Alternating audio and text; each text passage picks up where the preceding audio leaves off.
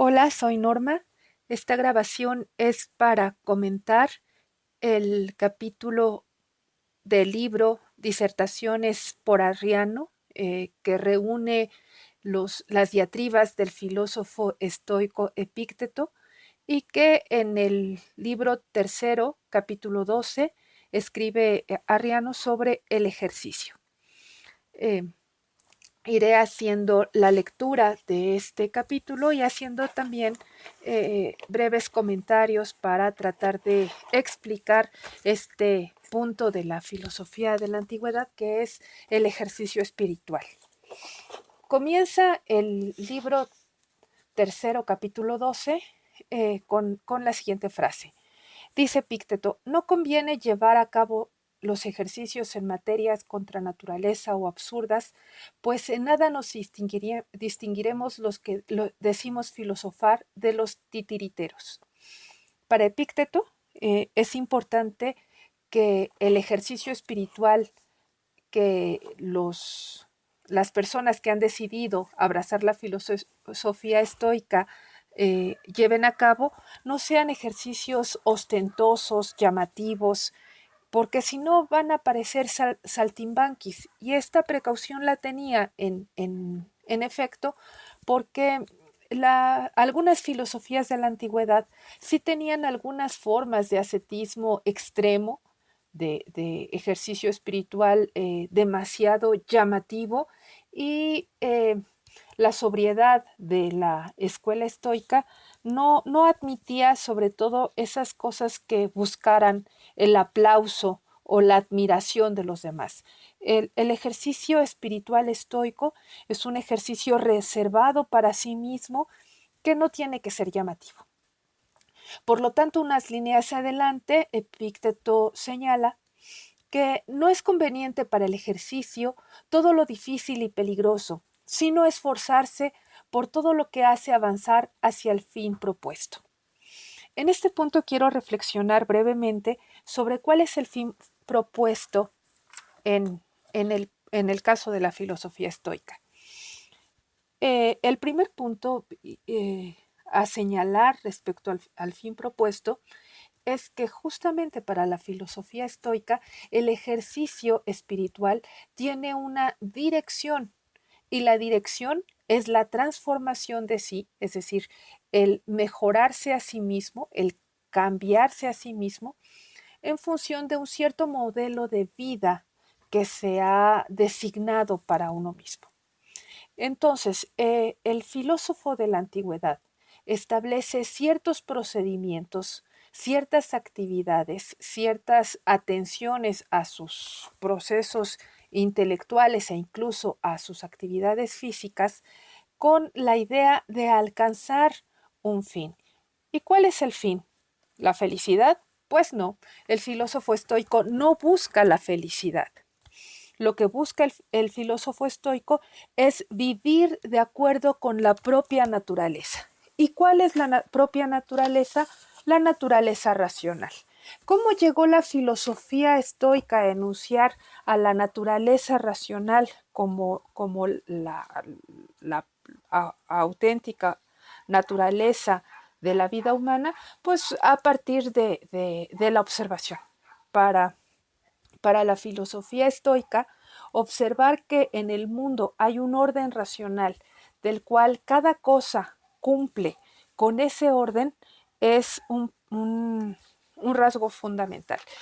Para que se quede clara esta idea de la naturaleza racional y tener en claro también esta idea de la conciencia de esa naturaleza racional, habría que oponer a esta idea de naturaleza racional otro objetivo de una escuela muy cercana al estoicismo, que es el cinismo. Para el cínico, la vida propia del ser humano es la que tiene que ver con su naturaleza física. Por eso, todos los adornos o todas las cosas complicadas de la vida social, por ejemplo, los perfumes, por ejemplo, el tener una bella esposa o una hermosa casa, todas esas cosas son accesorias. Lo más importante para para el cinismo es satisfacer sencillamente las necesidades de la vida humana. Sobre eso es sobre lo que va a reaccionar un poco la filosofía estoica y va a decir cada ser vive de acuerdo con su propia naturaleza y la naturaleza del ser humano es una naturaleza social, es una naturaleza que cae en la cuenta de su propio conocer. eh, ellos lo llamarán la sineidesis, es decir, cae en la conciencia o conocimiento de sí mismo, y justamente porque cae en la conciencia de sí mismo, puede distinguir que hay un orden racional al cual el ser humano pertenece. Y ese orden racional, pues, es justamente al que la actividad estoica se tiene que encaminar. Entonces, el fin propuesto para el estoico es aspirar a la virtud. Cuando hablamos de la virtud, es decir, cuando estamos identificando a la virtud con naturaleza racional, no estamos hablando de un portarse bien como en el mundo ordinario, en nuestro mundo ordinario, podríamos pensar que se trata la idea de virtud. En el mundo grecorromano, en el horizonte grecorromano, la virtud que ellos designaban con la palabra arete, se refería a que las cosas tenían que tener una función, o más bien que las cosas tienen una función y cumplir cabalmente con esa función es un acto virtuoso. Todas las cosas, de hecho, pueden tener una virtud, los instrumentos pueden tener una virtud, y que los instrumentos cumplan o no cumplan con el sentido o con la función para la cual han sido hechos, entonces los acerca o los aleja de la virtud. Entonces, en el ser humano, y esto es muy importante, está presente una naturaleza, es decir, un algo para lo cual fue creado, que los individuos tienen que comprender, es decir, caer en la cuenta de esa función que tienen y cumplirla cabalmente. No es que estén ya como preprogramados para actuar virtuosamente. Ese preprograma supondría que habría ya una tendencia natural hacia un tipo de actos.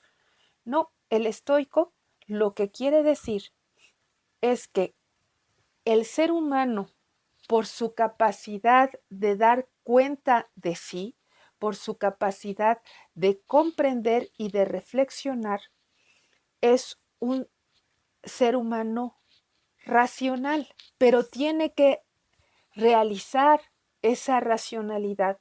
Por eso es que aspira a la virtud, tiene que encontrar cuál es su lugar en el mundo y desarrollar ese lugar en el mundo, y entonces en cumplir con la virtud y en desarrollar su propia racionalidad es en donde va a encontrar la alegría. Este es un punto bien importante, porque cuando señalo que el estoico no busca la felicidad, no quiero decir que el estoico sea un individuo que va a sufrir porque, porque no anda en pos de la felicidad. No, no, no. O que es un tipo seco que no es capaz de disfrutar. No, no, no, no, no. El estoico, en su aspiración a la virtud y en comportarse de acuerdo con el orden de la propia naturaleza racional, encuentra la alegría.